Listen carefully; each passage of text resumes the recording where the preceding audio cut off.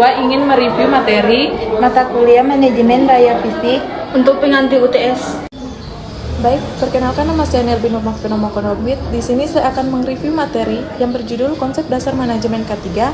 Jadi manajemen K3 merupakan konsep pengelolaan K3 secara sistematis dan komprehensif dalam suatu sistem manajemen yang utuh melalui proses perencanaan, penerapan, pengukuran, dan pengawasan.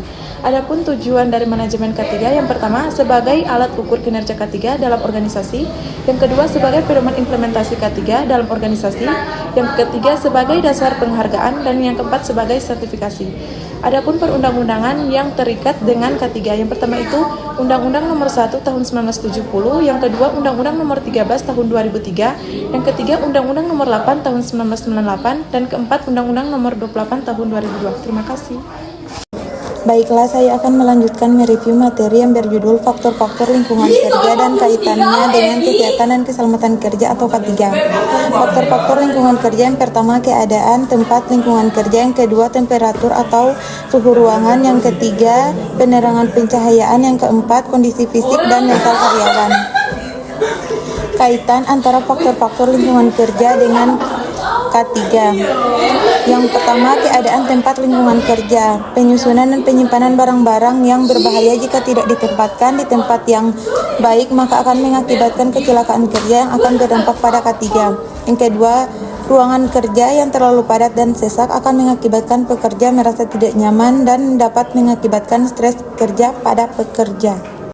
Baiklah, saya Nadila Penghitungan akan mereview materi Program Kesehatan dan Keselamatan Kerja.